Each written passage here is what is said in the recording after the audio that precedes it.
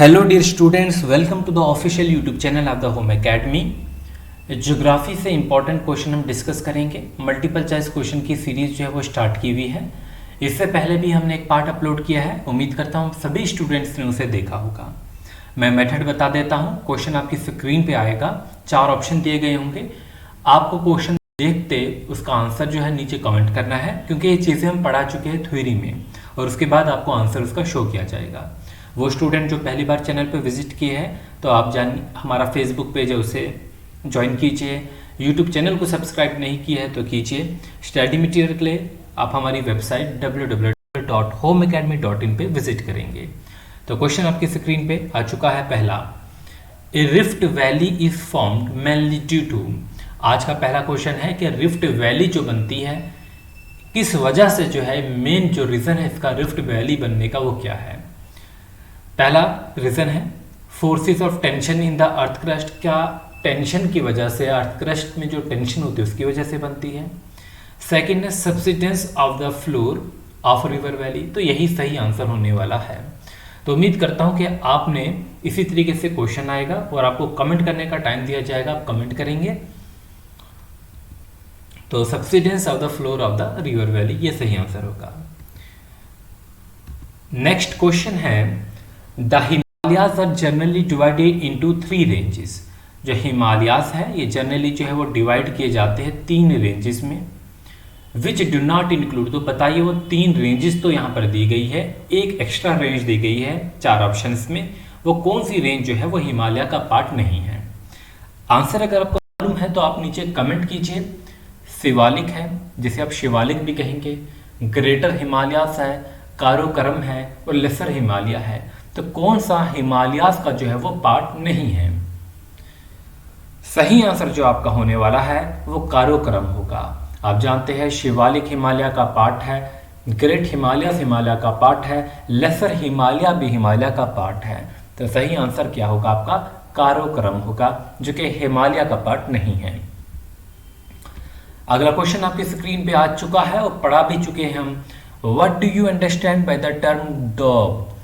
ये जो डॉब टर्म है इससे आप क्या समझते हैं। Where the delta of the river begin, where 2 और मोर रिवर्स मीट। डॉब उस एरिया को कहा जाता है क्या जहां पर डेल्टा जो है रिवर का जो है शुरू होता है, या जहां पर 2 रिवर मिलते हैं, और या तो land between two separate the river system, या 2 रिवर्स को जो है लैंड सेपरेट करती है उसे डॉब कहते हैं, या तो land between 2 tributaries of a river, तो किसे कहा जाता है डॉब। आंसर मालूम है तो आप नीचे कमेंट कीजिए डॉब जो है वो क्या होता है। इससे पहले कि हम आपको आंसर बताएं, चलिए इसका आंसर जो होने वाला है वो ऑप्शन नंबर डी होगा, land between 2 tributaries of the river. Suppose ये एक रिवर है, ये एक रिवर बह रहा है और यहाँ से जो है वो एक और रिवर जो है वो बह रहा है। इसके बीच में ये जो एरिया बनता है, जो 2 ट्रिब्यूटरीज के बीच में लैंड होती है, उसे हम डॉब कहते हैं। अगला क्वेश्चन आपकी स्क्रीन पे आ चुका है। शिवालिक सार, हम जानते हैं शिवालिक क्या है, हिमालय का पार्ट है। अब देखिए इसमें 4 ऑप्शन है। Shivaliks are to the north of Himadri. क्या शिवालिक नॉर्थ ऑफ हिमाद्री है, foot hills of the Himalayan ranges पे है, इन मेघालय है, या plateaus between Pamir and Myanmar. तो शिवालिक्स क्या है, हिमालय का पार्ट है और ये foot hills of the Himalaya ranges है। उम्मीद करते हैं कि आपने इसका सही आंसर कमेंट किया होगा। नेक्स्ट क्वेश्चन आपके पास जो है आ चुका है, पालगढ़ जॉइंस। देखिए बहुत से ऐसे घाट्स हैं जो कि आप साउथ इंडिया में पढ़ते हैं। ये ज्वाइन करता है which of the flowing states. Answer मालूम है, यहाँ पर गलती से आंसर जो है वो शो हो चुका है। तो फालगढ़ जो है वो ज्वाइन करता है किस स्टेट्स को, इन दिए गई स्टेटों में से। तो आप जानते हैं साउथ इंडिया में है, केरला और तमिलनाडु को ही ज्वाइन करता है। अगला क्वेश्चन आपकी स्क्रीन पे है, dash dash form the western boundary of the Indian सब कॉन्टिनेंट। अरावली है, पीर पंजाल है, काराकोरम है, हिंदू कुश है। तो बताइए वेस्टर्न बाउंड्री जो बनाता है इंडियन सब कॉन्टिनेंट की, कौन बनाता है। अरावली तो आप जानते हैं गुजरात से दिल्ली है, पीर पंजाल जो है कश्मीर में पड़ता है, काराकोरम जो है बाहर हो जाता है। तो हिंदू कुश जो है वो आपका अप्रोप्रिएट जो है वो आंसर रहेगा। सही आंसर आप कमेंट कीजिए। अगला क्वेश्चन है, which of the following give the correct sequence of Himalayan peaks in the direction east to waste.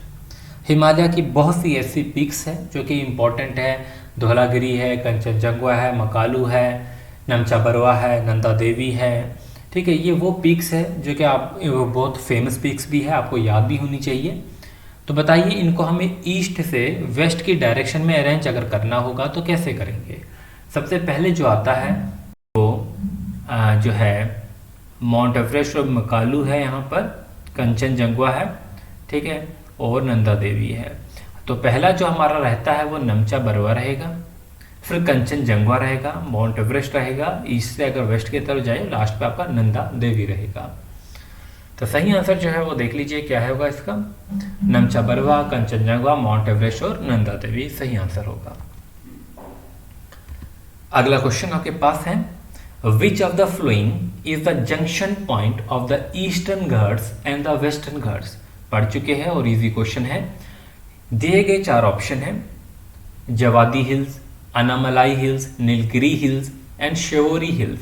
पूछा गया है जो जंक्शन पॉइंट होता है ईस्टर्न घाट्स और वेस्टर्न घाट्स का, उसे हम क्या कहते हैं, वो कौन से हिल्स हैं। सही आंसर अगर आपको मालूम है आप ज़रूर कमेंट कीजिए और कोशिश कीजिए, क्योंकि ये चीज़ें पढ़ाई भी है। तो आंसर मैं बताने जा रहा हूँ, उसे हम क्या कहते हैं, नीलगिरी हिल्स। आंसर को मैच कर लेते हैं। नीलगिरी हिल्स जो है वो ईस्टर्न घाट्स जो आ रहे हैं और जो वेस्टर्न घाट्स आ रहे हैं, तो कहीं जहाँ के जिस जंक्शन पे मिलते हैं उसे हम नीलगिरी हिल्स कहते हैं। अगला क्वेश्चन आपके पास आ चुका है, highest peak of the Himalayas in India is in. अगर हम विद इन द इंडिया बात करते हैं, with in the geographical boundary of India बात करते हैं, तो हाईएस्ट पीक हमारी जो है वो कहाँ पर होगी, हमारी सिक्किम में होगी। कहाँ पर, सिक्किम में। नेक्स्ट क्वेश्चन हमारे पास है, Nanda Devi peak forms a part of. तो नंदा देवी जो पीक है वो किसका पार्ट है, असम हिमालयास का, कुमाऊं हिमालयास का, नेपाल हिमालयास का। तो आप आंसर जो है कमेंट कीजिए, नंदा देवी जो पीक है वो किसका पार्ट है, कुमाऊं हिमालयास का। नेक्स्ट क्वेश्चन है, what is the name of highest summit of the Nilgiri hills. Nilgiri hills की हाईएस्ट समिट का नाम जो है वो क्या है।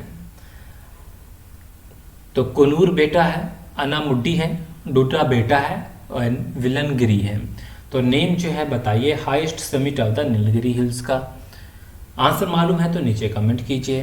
तो क्या आंसर होने वाला है आपका, डोडा बेटा सही आंसर होगा, डोडा बेटा।